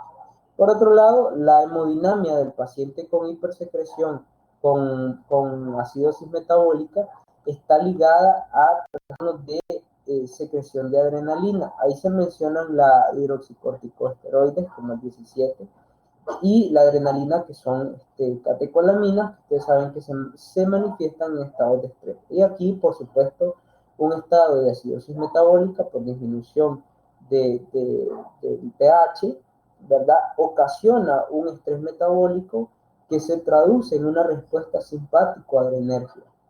¿Cómo sucede? Simpático-adrenérgica es que catecolaminas van a elevar la taquicardia, van a elevar la función cardíaca, ocasionando taquicardia, aumento de la frecuencia, y van a aumentar el gasto cardíaco, que también gasto cardíaco se refiere al aumento del volumen minuto. Cuando decimos gasto cardíaco nos referimos al volumen de sangre por tiempo que emite el corazón del paciente. Una hipersecreción de adrenalina ocasiona vasoconstricción. Esto está mal, porque si recordamos la vasoconstricción allá, ¿qué es lo que ocasionaba? Ocasionaba estados de hipoxia. Y estos estados de hipoxia, que aquí no están reflejados, esto se los digo yo, estos estados de hipoxia pueden concluir también con la producción de ácido láctico que alimentan a la acidosis metabólica, y eso es un problema. ¿Por qué? Porque como hay hipoxia, los tejidos quedan sin oxígeno, entran en estado de glucólisis anaeróbica y luego pasan a producir ácido láctico para subsistir, y ese ácido láctico favorece la acidosis, entonces se vuelve como un círculo patológico. También ahí en acidosis graves, los menores, pH muy bajo, ¿verdad? Puede llegarse a dar en la atonía de la musculatura lisa. Ahí se mencionan específicamente los músculos de los vasos sanguíneos. Ustedes saben que en musculatura lisa tenemos en las vísceras, tenemos en los vasos sanguíneos, y ahí se da lo que es el éxtasis sanguíneo. ¿Qué es el éxtasis sanguíneo? Es la acumulación o el estancamiento de sangre por los canales vasculares que se convierten, se vuelven totalmente atónicos, digámoslo, que era como lo que veíamos en la atonía ruminal, la atonía intestinal, etcétera. Son alteraciones del tono. Y al haber éxtasis sanguíneo, el paciente se marca en un estado de colapso circulatorio, ¿ok? Y el colapso circulatorio es igual a la muerte. Si hay shock vascular, si hay colapso circulatorio, ya ese paciente es un paciente que no se va a recuperar con tanta facilidad, digamos. Y la muerte del paciente puede ser inminente por esta vía, ¿okay? Podemos encontrar o podemos llevar al pacientito a una muerte segura. Ahora, ¿qué otra cosa es importante mencionar? Los mecanismos de compensación. Aquí se menciona la amortiguación extracelular y se menciona las sustancias buferadas. Miren lo que sucede con estas sustancias. Crean conversión de sustancias ácidas. Si ustedes se fijan aquí, están la presencia de ácido y de hidrogeniones que en una presencia de una sustancia buferada se convierten en bicarbonato, ¿verdad? Y búfer no bicarbonatado, ¿verdad? Entonces, esto es básicamente un mecanismo compensatorio. A mi criterio no es tan bueno, digamos así, porque la amortiguación extracelular es nada más parcial, no se va a dar por totalidad. La que sí, la compensación renal, ¿qué hace el riñón cuando tenemos acidosis metabólica? Bueno, aumenta las reabsorciones de bicarbonato, ¿ok?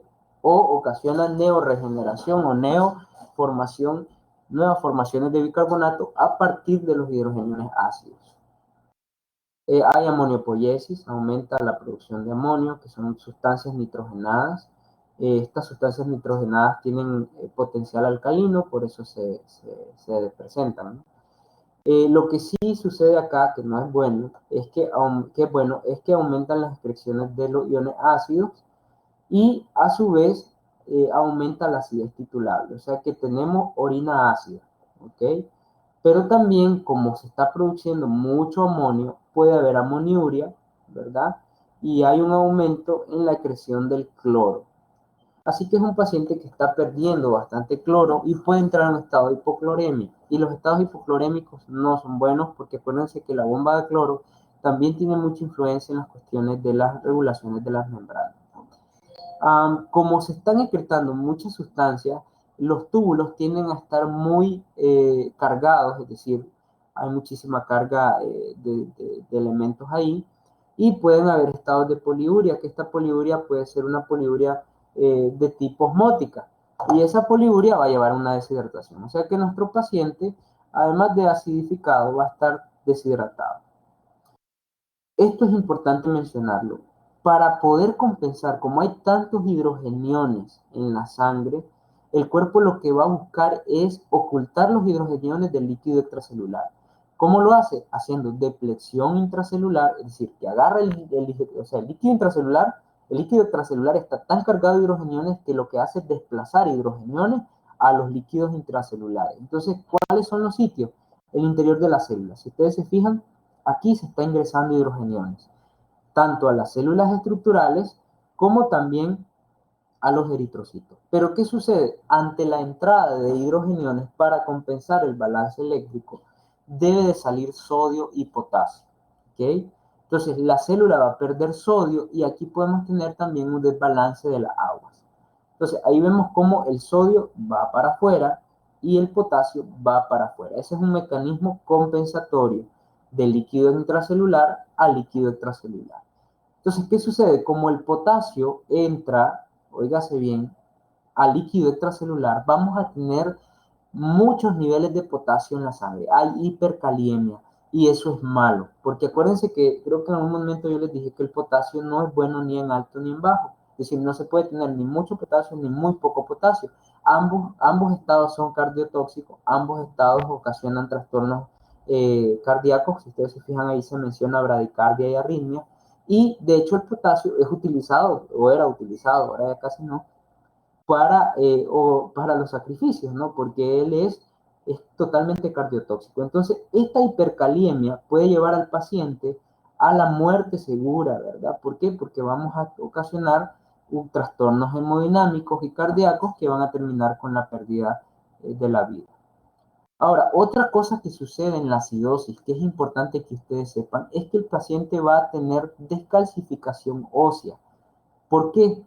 Como los niveles de hidrogeniones son tan altos, la acidez del medio externo, del líquido extracelular es tan alto, el hueso, que normalmente tiene calcio no fijo, calcio no disponible, comienza a descalcificarse para que en balance salga calcio y entre hidrogenión. Acuérdense que cualquier membrana o en cualquier compartimento, para que entre algo, tiene que salir algo. Eso es difusión, difusión activa o pasiva. Ahora, ahí vemos nosotros cómo que para poder entrar hidrogenión y capturar, óigase bien, sustancia ácida en los huesos, el hueso tiene que liberar un ion de calcio. Entonces, al sacar calcio y meter hidrogenión como una especie de bomba cloro o bomba de sodio, como las que nosotros vemos en la osmolalidad, el calcio comienza a salir y ese calcio que sale de los huesos descalcifica al huesecillo. Entonces, el paciente va a tener un hueso muy frágil, ¿no? Va a tener un hueso frágil que se puede romper con facilidad. Y es, de hecho, una de las consecuencias de la acidosis metabólica. Y bueno, por otra parte, esto que siempre se va a presentar en acidosis metabólica, que son las disfunciones nerviosas que pueden ser muy marcadas en dependencia de la cantidad, digamos, de acidez que se está logrando alcanzar en el paciente.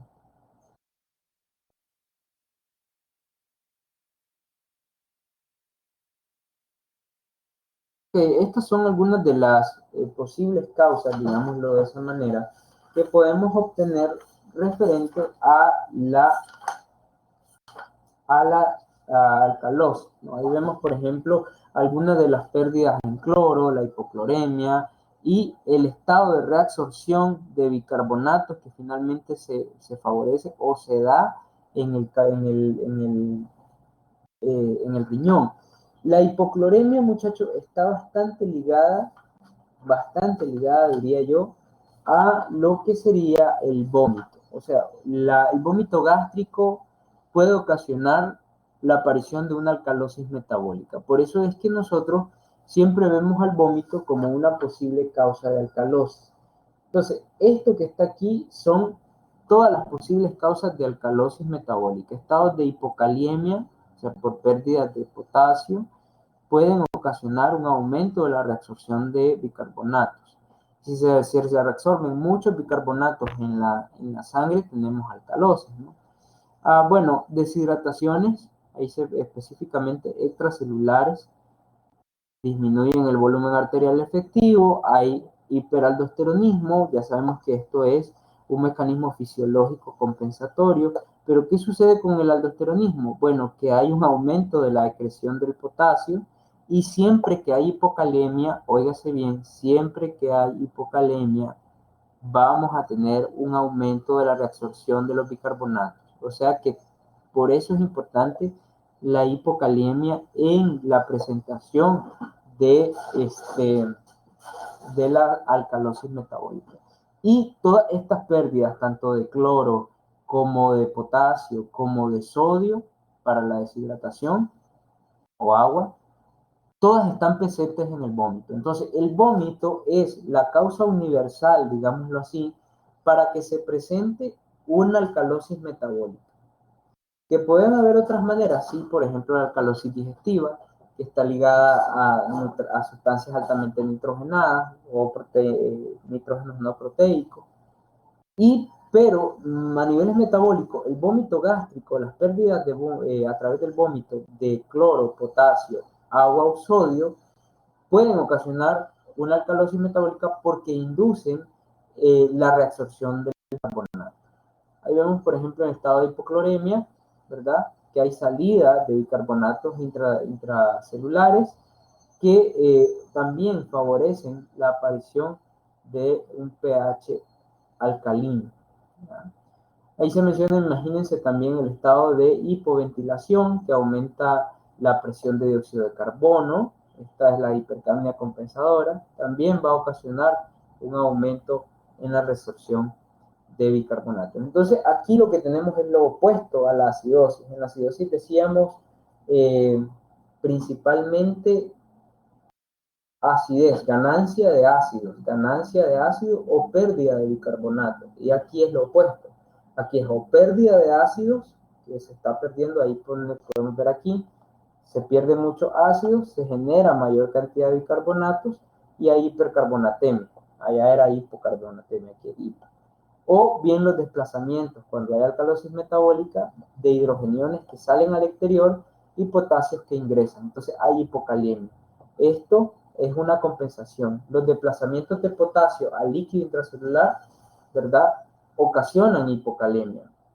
Pero ven ustedes, pero no se está perdiendo. Sí, no se está perdiendo, pero está siendo enviado al interior de la célula y en el interior ya no es viable, ya no es funcional ese potasio. Lo necesitamos en el líquido extracelular.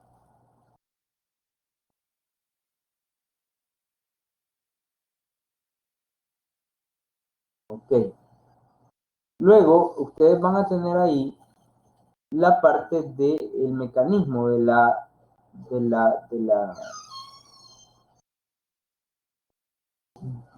alcalosis metabólica. Permítanme. Chicos, me avisan cuando estemos en tiempo, por favor. ¿Cuánto nos falta? Falta como 20 minutos. 20. Perfecto. Gracias, Fabiola. Gracias, Claudia.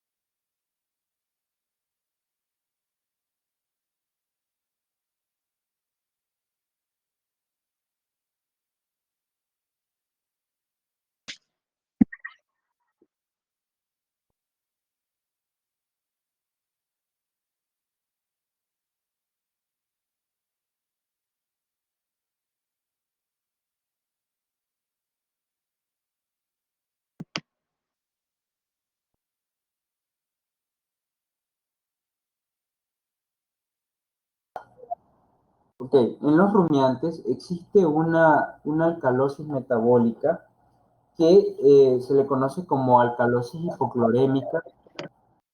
Esta alcalosis hipoclorémica tiene, bueno, es alcalosis hipoclorémica con aciduria paradójica.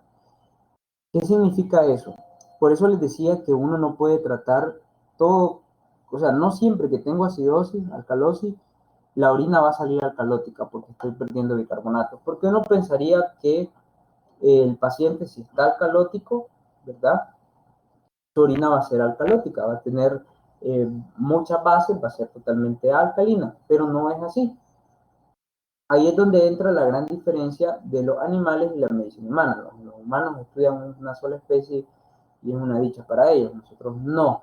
Porque en el caso del rumiante es muy común la aparición de la alcalosis metabólica, ¿verdad?, que se da por estados de estasis ruminal, por estados de secuestros gástricos, torsiones, dilataciones, ahí se mencionan desplazamientos.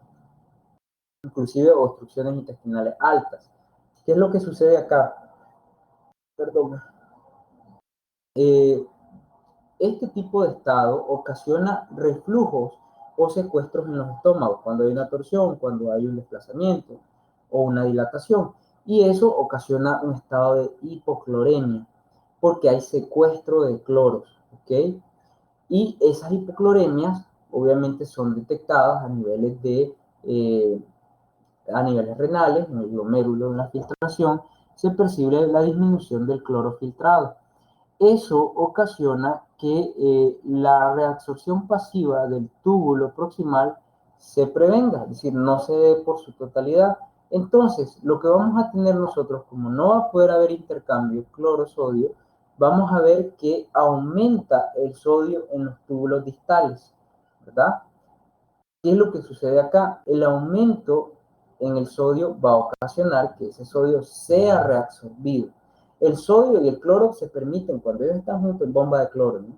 La bomba de cloro dice que puede haber un intercambio entre ambos para mantener los intercambios normales de osmolaridad. Pero ¿qué sucede? Como el cloro está secuestrado junto con el potasio y otros hidrogeniones, cuando hay un secuestro gástrico, el sodio está solito. Entonces, para que el riñón, óigase bien, pueda reabsorber ese sodio, ¿verdad? Él tiene que eliminar hidrogeniones. O sea, para hacer el intercambio, él tiene que eliminar los hidrogeniones. Ahora, ¿por qué se requiere el reabsorber sodio? Porque lo que se va a generar son reabsorciones de bicarbonato, que son parte del estado de la alcalosis, y aquí el problema es que la orina, paradójicamente, es ácida. Entonces,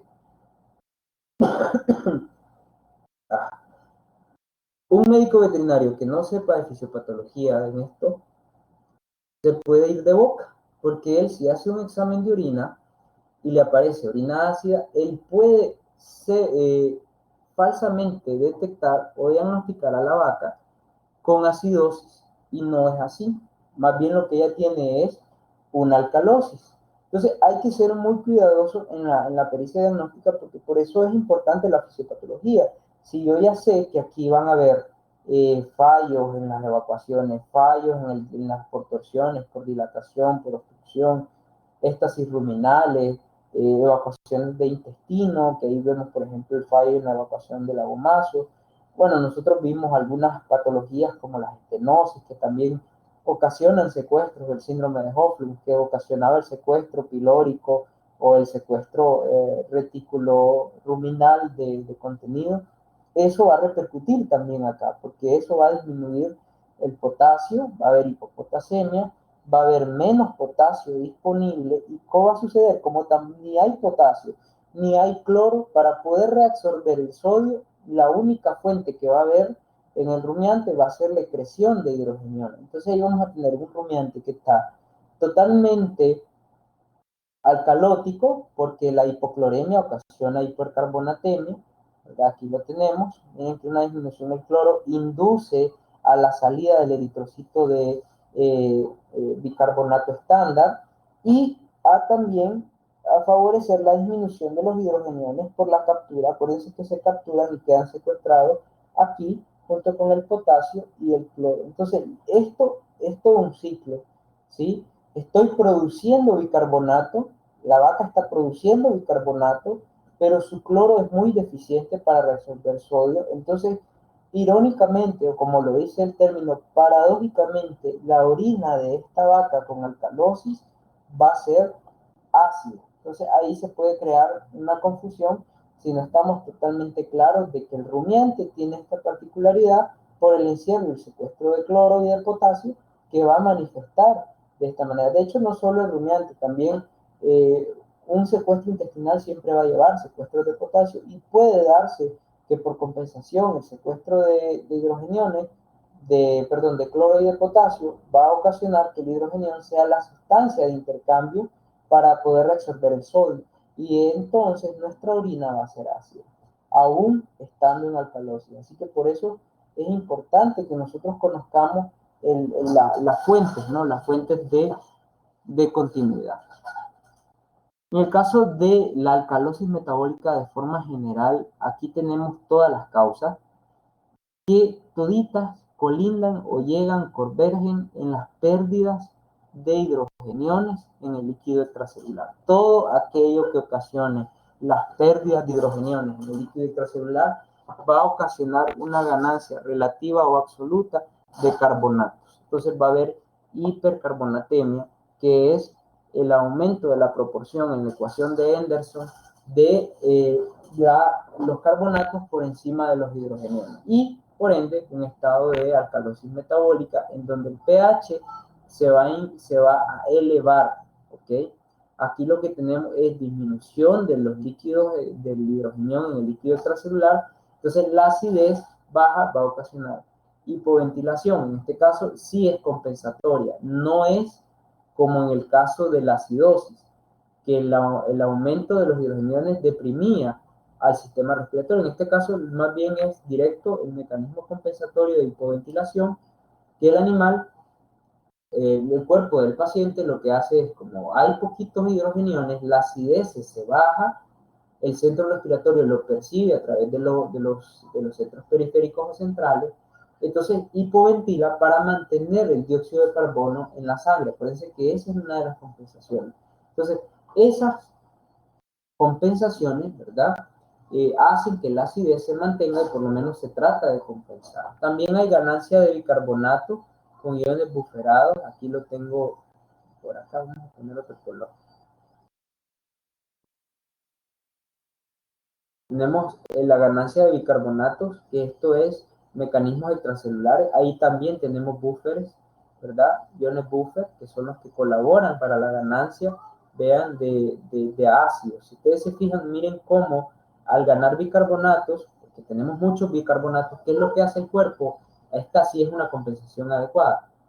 Agarra el bicarbonato y lo desdobla. Para eso utiliza un bufferado. Un bufferado es un tapón, ¿ok? Es una sustancia que ayuda al desdoblamiento de la sustancia carbonatada. Entonces, el bicarbonato se desdobla y al desdoblarlo, ¿qué es lo que produce? Dióxido de carbono y agua, ¿ok?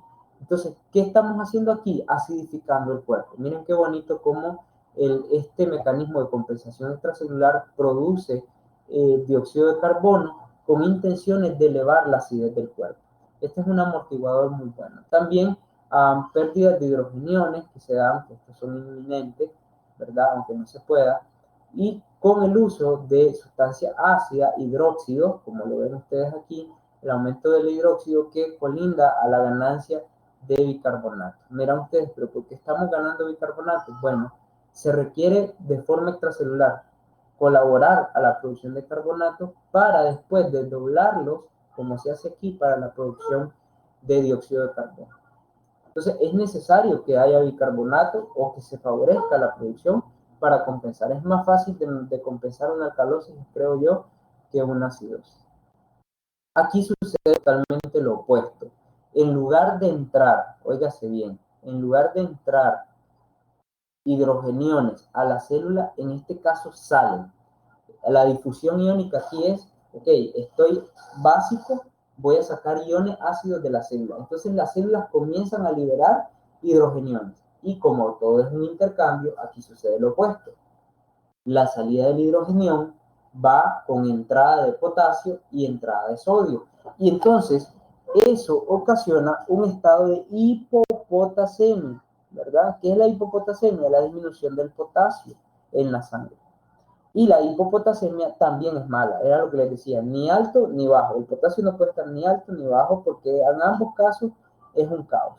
Entonces, ¿qué sucede? Hay trastornos cardíacos, ahí vemos, por ejemplo, soplos, hipotensiones, arritmias, trastornos neuromusculares, etc. Todo esto se presenta en un estado de alcalosis metabólica. Entonces, aquí, muy importante esto, la difusión iónica, muy importante la compensación por ganancia de bicarbonatos, que se hace de forma muy buena. Y bueno, está la particularidad del efecto renal, que ¿cuál es el efecto renal? La alcalosis con potasio normal, es decir, que no hubiera alteración en el potasio, y la alcalosis con hipocloremia, como en el caso del rumiante que mencionábamos, la hipopotasemia que transcurre con aciduria paradójica, ¿verdad? También cuando hay disminución de los hidrogeniones, disminuye el calcio, hay tetanía, porque el calcio pues comienza a disminuirse, y no se presenta en estos casos si hubiese hipopotasemia. ¿Por qué no se presenta tetanía si hubiese hipopotasemia? Porque son probabilidades de aparición, ¿verdad? No se presenta porque acuérdense que son iones de intercambio. Jesús santo.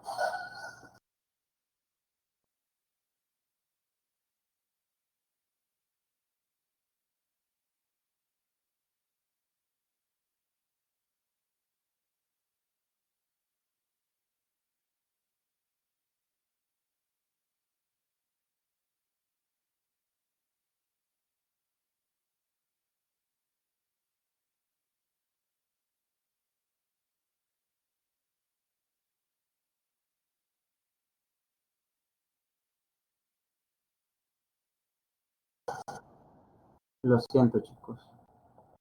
Entonces les decía que estos dos mecanismos a mí me gusta marcarlos siempre como importantes. ¿Qué otra cosa es importante de acá? Etiológicamente ustedes ven que todo es pérdida de carbonatos. Y las principales pérdidas de carbonato, ¿dónde están? En los vómitos, están en las deflexiones de potasio. A niveles renales están estas como la retrodifusión, el aumento de la reabsorción de bicarbonato, que ya son fallas en los túbulos. Acuérdense que el túbulo es el que selecciona qué es lo que hay que ingresar y qué es lo que no. Entonces, ojo con esas causas renales, que son mecanismos muy importantes para eh, el mantenimiento. Acidosis y alcalosis, ténganlo ustedes siempre en mente cuando estén tratando un paciente, principalmente aquellos pacientes que están en un estado convaleciente, porque esos son los pacientes que tienen una tendencia a sufrir cualquiera de estos dos trastornos de una manera más marcada, digamos. Ojo, porque estas son cosas que el médico veterinario descuida, y por eso es que la medicina veterinaria no avanza, ¿ya? Porque quiero tratar al perro de forma sintomática, entonces me detengo, no creo un patrón real de la situación interna del paciente, no pienso en sus riñones, no pienso en el potasio, no pienso en el calcio, no pienso en el cloro. ¿Por qué? Porque nos hemos acostumbrado a trabajar así, a lo desordenado. Hoy casualmente decía yo, no es tan difícil hacer un análisis de cloro, de potasio, de sodio, de aniones, de lo que sea, pero ¿por qué no se hace? Lo primero que el médico dice es que no me lo pagan, es decir, esa no es una razón para tratar a un paciente a como yo quiero, ¿no? Finalmente, tener una mascota, tener un paciente es una responsabilidad, pero el veterinario a veces asume que el paciente no lo puede pagar, ni siquiera deja que ellos pues vean la posibilidad de que se haga o no. Ustedes tienen que trabajar lo más ordenado posible. Si ustedes trabajan por lo menos con un conocimiento fisiopatológico básico, ¿sí? Les estoy seguro que, aunque ahora quizás me tiren muchos verbos y me odien en los exámenes, muy probablemente en el futuro van a decir, ve, aquel tonto tenía razón, ¿sí? Y la fisiopatología ustedes la van a ver por el resto de sus vidas, es decir, a no ser pues que se hagan veterinarios de cajita, porque hay muchos que de pronto les encanta eso, ¿no? Pasan por esta clase, pero esta clase no pasa por ellos, y llegan a cuarto, quinto año, y pues comienzan a hacerlo técnico, y ya hay que yo soy super veterinario porque opero, soy super veterinario porque hago un examen de laboratorio. No sos un médico, sos un técnico. Operar, yo le puedo enseñar a cualquier persona a hacer una cirugía o hacer un análisis de laboratorio, pero realmente pensar en un paciente, es decir, si alguien de ustedes, qué fantástico sería, se dedique a la medicina interna, que ahora ya pues hay un creciente población de formaciones y espacios para crear maestrías y especialidades. Ustedes van a ver que la medicina interna es, o sea, si se aplica bien fisiopatológicamente, es más fácil ser un médico, ¿verdad? Obviamente con mucho estudio, que hacer cualquier otra de esas cosas. Veterinario, médico veterinario no es aquel que sabe hacer una cirugía ortopédica, no es aquel que sabe hacer un examen de laboratorio que detecta 1000 parásitos por segundo. Veterinario es el que realmente conoce cómo funciona un médico, realmente es quien conoce cómo funciona el organismo del animal. Por eso esta materia preclínica de fisiopatología es la base. Si ustedes saben esto, van a saber cómo leer el lenguaje del cuerpo del animal. Y es lo que yo pretendo con esto. Ustedes conozcan todos los estratos clasificatorios de las etiologías, de esto, de lo otro, para que ustedes puedan clasificar. Siempre que tengan un paciente ya van a saber clasificar un agente etiológico. Si tienen una ictericia, ustedes van a poder tener la capacidad de pensar de que si es hemolítica, si es no hemolítica, si es colestásica. Y ahí están las etiologías, ahí están las causas. La medicina no es una ciencia exacta, pero sí es una ciencia precisa. ¿Okay? Y yo creo que todos los parámetros médicos tienen que ser tomados en cuenta. Pero no, pues el veterinario les gusta y hasta las universidades docentes que les apasiona